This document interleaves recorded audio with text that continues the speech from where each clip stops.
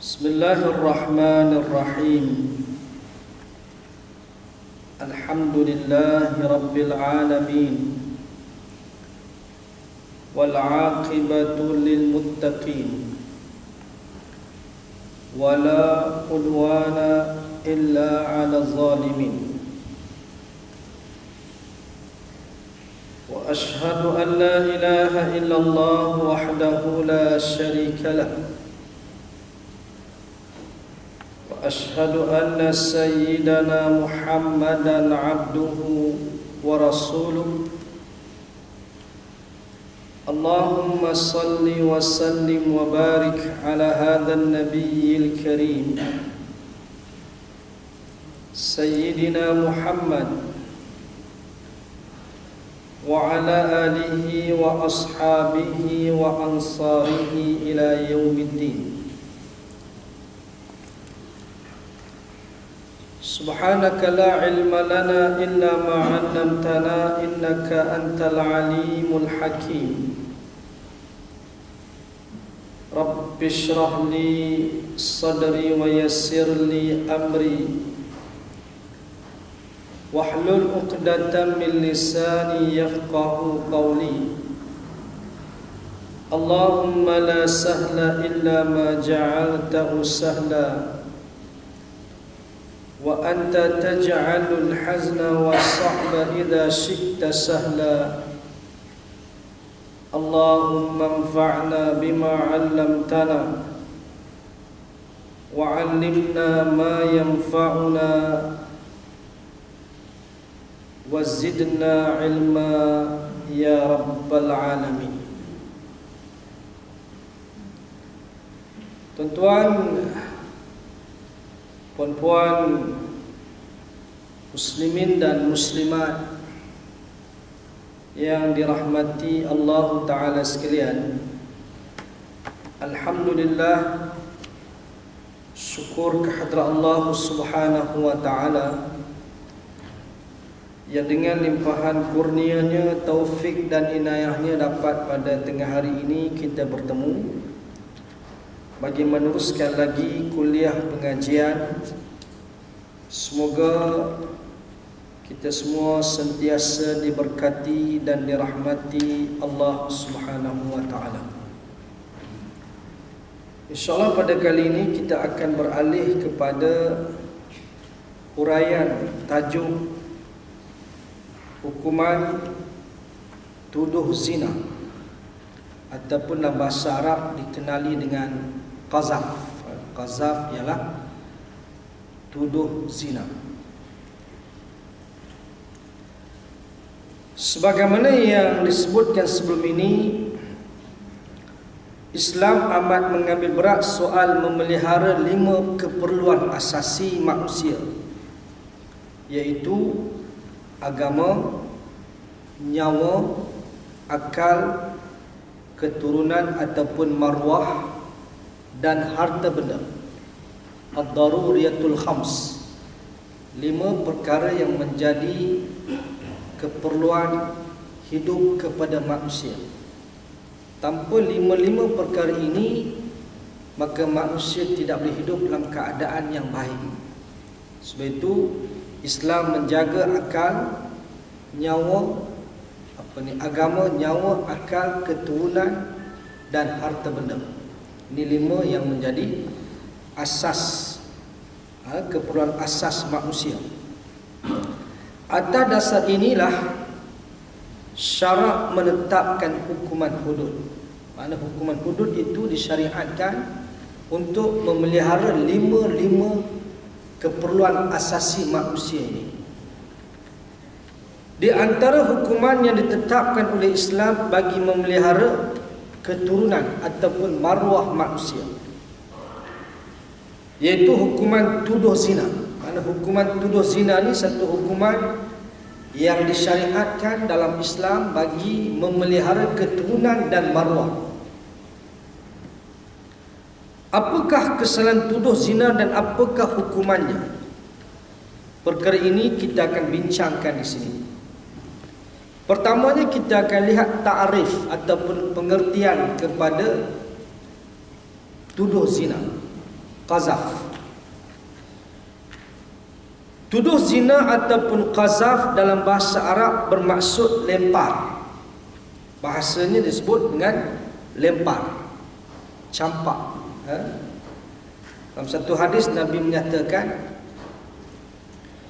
salasun man kunna wajada fihi halawatal iman ay yakuna Allahu wa rasuluhu ahabba ilaihi mimma siwahuma wa ay yuhibbal mar'a la yuhibbuhu illa lillah wa ay yakraha ay ya'uda fil kufri kama yakrahu ay yuqzafa fin nar.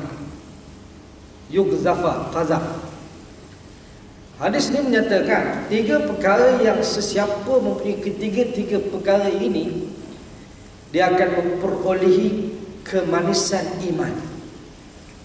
Pertama adalah Allah dan Rasulnya terlebih kasih daripada segala-galanya.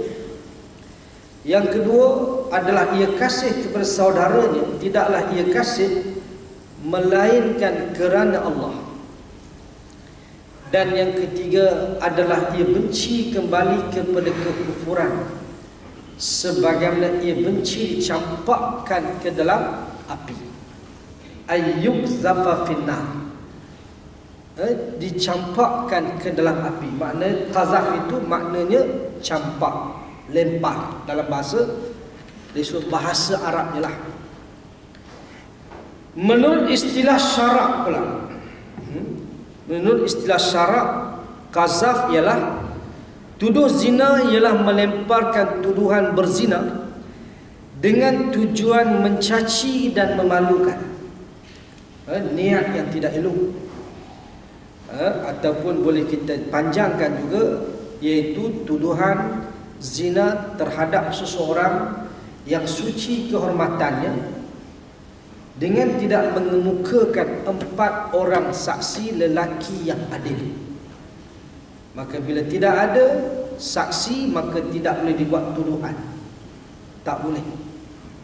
Kecuali suami sahaja yang boleh menuduh isteri berzina dengan melakukan li'an, iaitu suatu satu hukum yang dikhususkan kepada suami sahaja untuk menuduh dengan bersumpah 4 kali menyatakan isterinya berzina.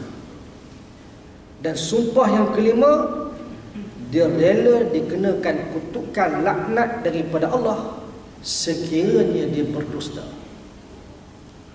Itu makna li'an.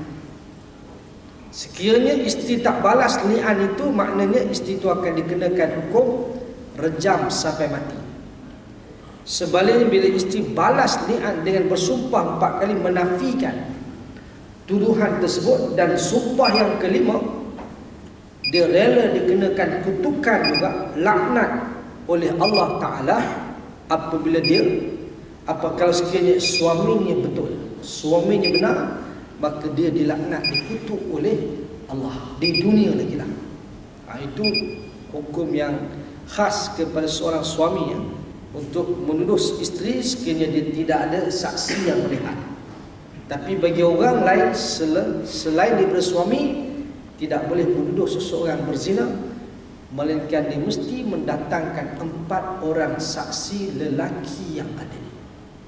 Ini merupakan suatu yang ditetapkan oleh syariat yang menetapkan hukum ini. Bukan manusia, bukan ulama pun. Dia berdasarkan kepada nas, firman Allah Ta'ala yang kita akan baca nanti. Baik. Dengan tujuan mencaci dan memalukan, di sini berarti laporan doktor mengenai seseorang wanita atau keterangan saksi tidak termasuk dalam takrif kesalahan ini dan tidak dikenakan hudud, melainkan sekiranya saksi yang ada kurang daripada 4 orang, hal ini akan menyebabkan mereka dikenakan hukuman hudud. Kalau ada saksi, tak dikenakan hukum tuduh zina. Tapi bila tidak ada saksi, barulah dikenakan hukum tuduh zina. Orang Islam diharamkan menuduh orang Islam yang lain melakukan perbuatan zina. Tidak kira sama ada apa yang dikatakan itu benar atau tidak. Sekiranya tuduhan tersebut palsu, ia adalah fitnah dan merupakan suatu kezaliman. Berbohong adalah antara perbuatan haram yang paling buruk. Walaupun tuduhan tersebut benar sekalipun, ia tetap dianggap salah. Maknanya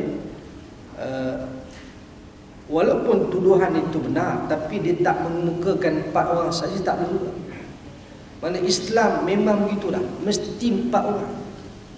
Kalau dia seorang tak cukup. Kalau betul sekalipun tak boleh.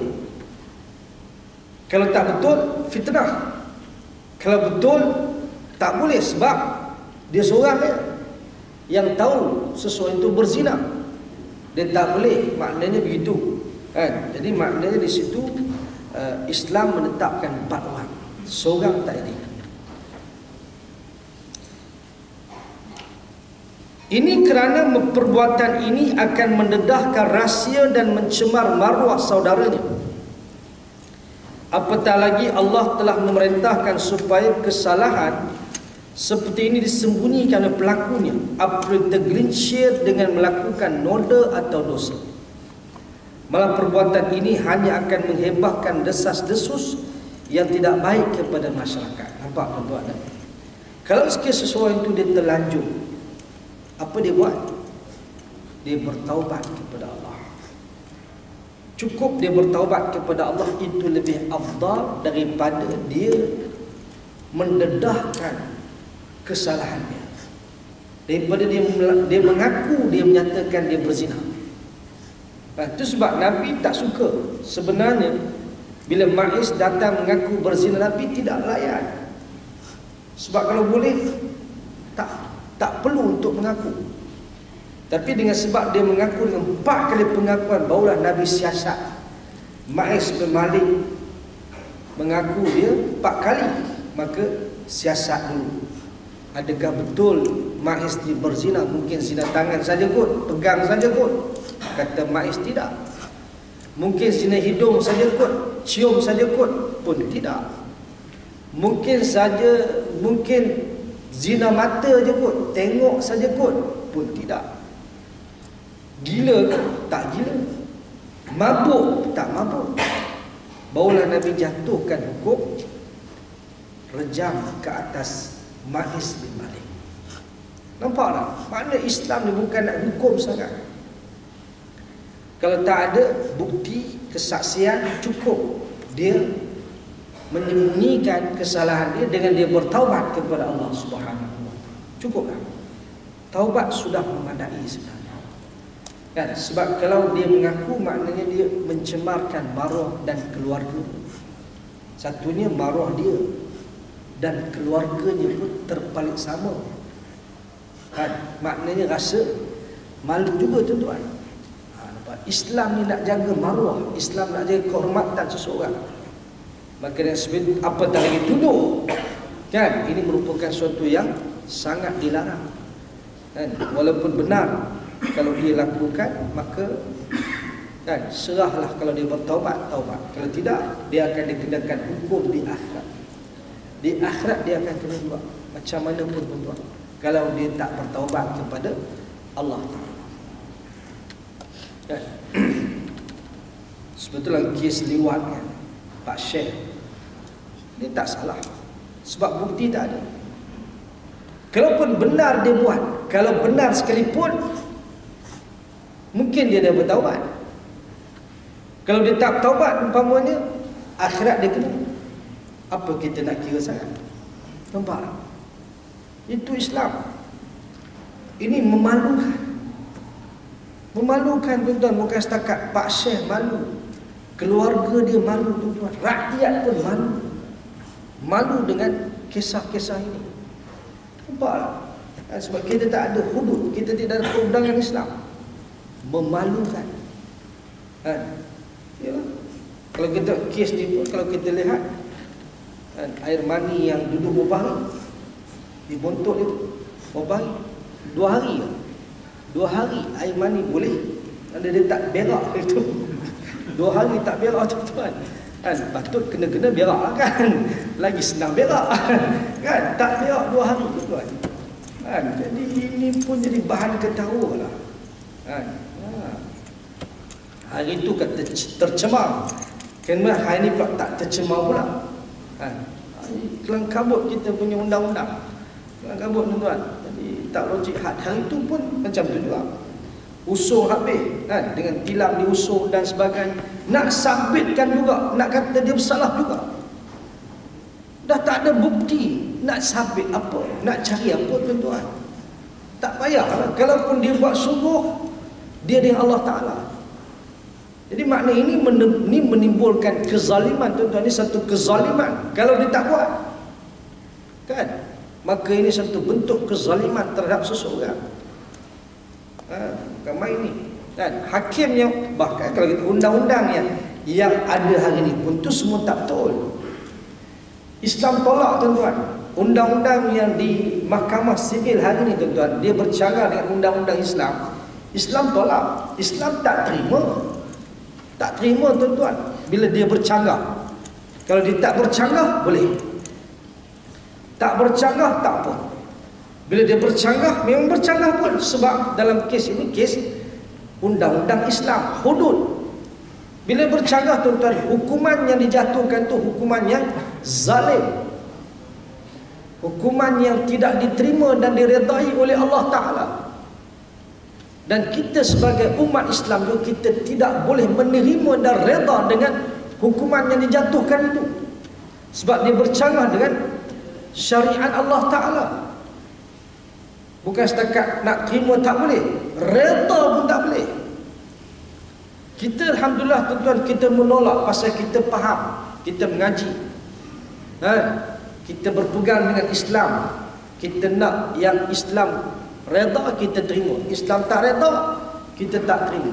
Itu kita ucapkan hari-hari, kita kata raditu billahi rabba wa bil islami dina wa bi muhammadin nabiyyan wa rasula. Aku reda Allah sebagai Tuhan, Muhammad sebagai Islam sebagai ad-din, Muhammad sebagai Nabi dan Rasul.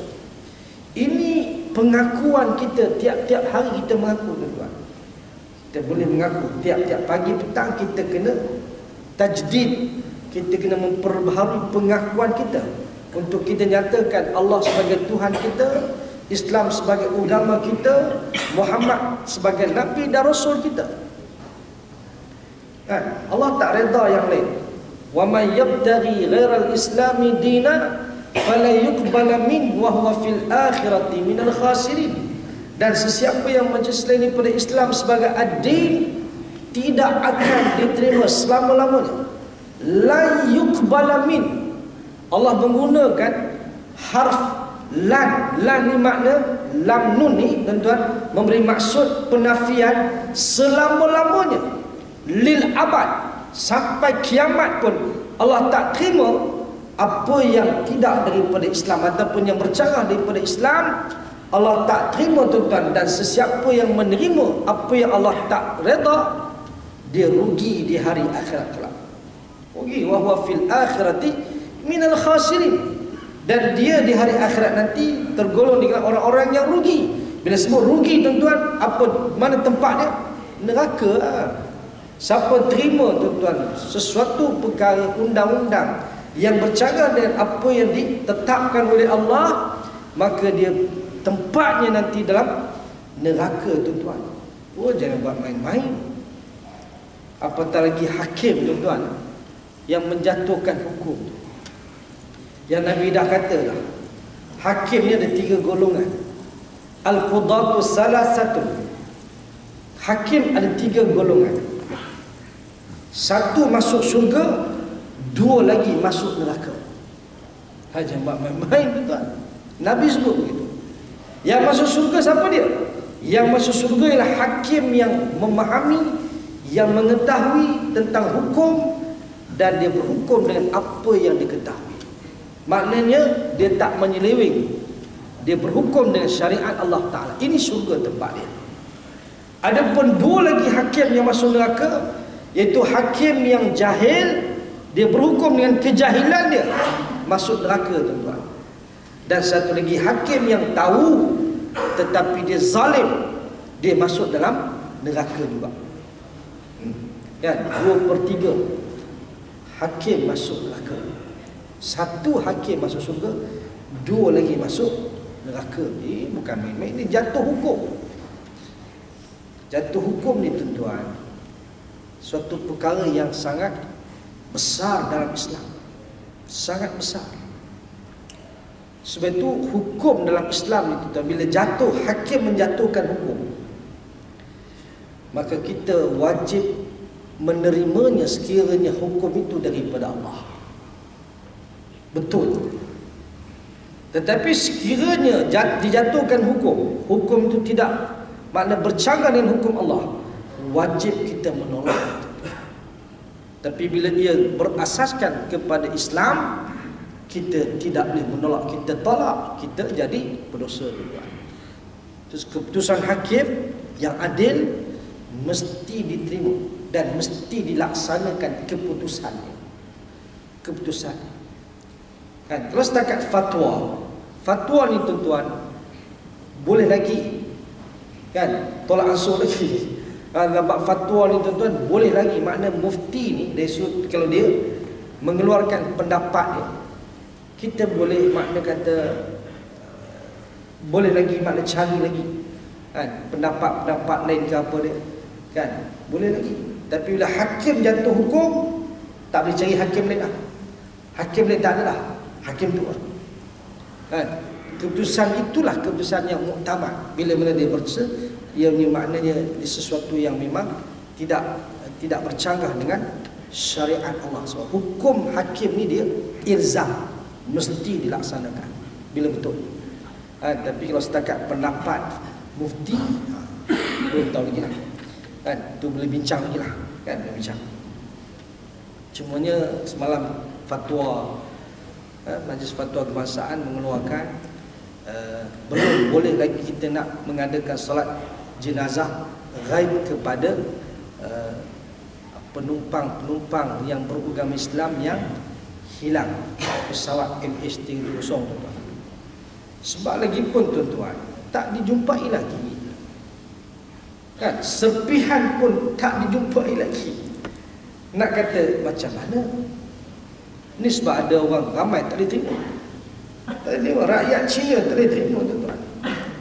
Tak boleh lagi. Kita pun tak, Islam pun tak boleh terima lagi.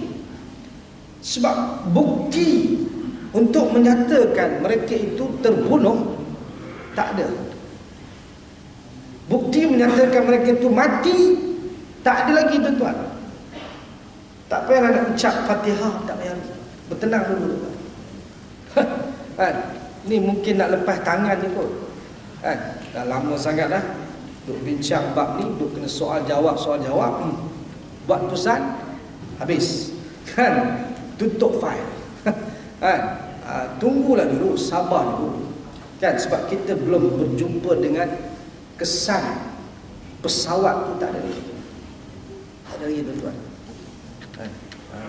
Jadi sebab itu Majlis Fatwa alhamdulillah lah, mana dia berani buat kenyataan mengatakan belum lagi boleh kita solat jenazah ghaib, sebab kita belum boleh menyatakan mereka itu terbunuh, sebab tidak ada bukti menyatakan, kita tak jumpa lagi mayat dia, dan serpihan kapal terbang pun belum ada lagi, kotak hitam, kotak putih pun tak jumpa lagi. Maknanya sebab itu tenang dulu lah, tenang dulu lah, kan? Itu belum lagi. Bahkan kalau kita lihat dari sudut Jabatan Pendaftaran Negara ni, dia kena ada, kan, sijil kematian tu dia kena disahkan oleh mahkamah. Bila mahkamah buat keputusan kata mati, baru mati. Sekarang mahkamah boleh buat keputusan kematian tu belum lagi, dia mesti melalui mahkamah tuan-tuan. Bahkan dalam Islam tuan-tuan, kena tunggu sampai 4 tahun hilang ni tuan-tuan, tak jumpa apa-apa, 4 tahun boleh kata sah dia mati. Sebelum 4 tahun dia hilang. Hilang kan? Hilang tak tahu hidup ke mati, kan? Bila tak tahu hidup mati tuan-tuan, lepas 4 tahun baru boleh kata dia mati. Boleh putuskan. Maknanya kalau seorang isteri, bila saya ada suami dia umpamanya yang kan hari itu dalam pesawat tu, maknanya dia tak boleh kahwin lagi. Kan dia tak boleh berkahwin dengan lelaki lain lagi. Kena tunggu sampai 4 tahun baru boleh dikahwin. Itu kalau suami hilang. Kalau isteri hilang, boleh lagi. Kan isteri tak hilang pun boleh kan. Kalau saya kata isteri hilang lagi boleh kan. Isteri tak hilang lagi pun boleh juga. Tapi kalau suami hilang, ikut mazhab Syafi'i kena tunggu 4 tahun. Tapi ulama macam mana pun tuan-tuan, di sana ada cerai taklid kan. Cerai taklid tu yang menyebut tentang bila mana suami tidak memberikan nafkah, hilang 4 bulan, tidak memberikan apa-apa nafkah, maka isteri boleh menuntut cerai. Di situ dah ada taklid lah. Tapi kalau tidak ada taklid tuan-tuan, kena tunggu 4 tahun lah. Yes, lama tu kan. 4 tahun tu lama tu. Ini berdasarkan kepada apa yang berlaku di zaman Umar bin Al-Khattab radhiyallahu anhu. Bagaimana seorang lelaki hilang. Kemudian bila 4 tahun, Umar pun putuskan kematian dan suami dan isteri tadi boleh kahwin lain. Dan bila dia kahwin, lepas pada itu suami dia balik. Kan? Suami dia balik. Walaupun dia balik, tapi suami itu sudah tidak ada suami dia lagi. Suami itu tidak lagi suami dia lagi. Walaupun dia dah balik, dah lama menghilang. Jadi itu hukum dia. Tapi macam mana pun kita ada cerai, kita lafaz taklid itu dah ada. Yang makna kata isteri kalau dah 4 bulan dia boleh menuntut cerai. Bila mahkamah memutuskan perceraian berlaku, maka dia kena tunggu iddah 4 bulan lagi lah. 4 bulan tu satu, itu 4 bulan 10 hari pula, sebab diputuskan kematian. Begitu. Jadi makna 4 bulan 10 hari lagi kena tunggu lah. Perempuan lambat sikit lah kan. Tapi laki-laki insyaAllah lah, boleh lah. Tak masalah. Jadi sebab itu tidak ada bukti. Jadi fatwa tu betul lah. Kita sokonglah fatwa semalam, nyatakan kita tidak boleh lagi salat jenazah kepada yang hilang sebab kematian belum dipastikan. Dan ucapan Fatihah pun tuan-tuan tak payah lah. Kan? Nanti 3-4 hari balik dia. Jangan tenang. Tahlil yang balik lah. Tenang dulu lah. Kita doakan dulu. Doakan insya-Allah. Harap. Makna kita doakan supaya kalau hidup pun jumpa, kalau tak hidup pun jumpa. Yang tu kita kena buat. Makna salat hajat kita doa kepada Allah, kalau hidup jumpa, kalau tak hidup pun kita minta jumpa. Tu senang. Boleh kita boleh buat keputusan tu. Selagi tak jumpa, tak boleh lagi. Ya, tak boleh lagi. Baik. Kemudian balik kepada hukum tadi. Atas alasan ini, syarak meletakkan tuduh zina sebagai dosa yang besar. Rasulullah SAW bersabda, "Ijtanibus sab'al mubiqat." Qalu ya Rasulullah, wa ma hunna? Qala asyirku billah was-sihr wa qatl an-nafs allati harrama Allah illa bil haqq wa aklu riba wa aklu malil yatim wa tawalli yawm az-zahf wa qazful musanatil mu'minatil ghafilat. Iaitu hadis riwayat Al-Bukhari yang bermaksud jauhilah 7 perkara yang membinasakan. 7 dosa besar.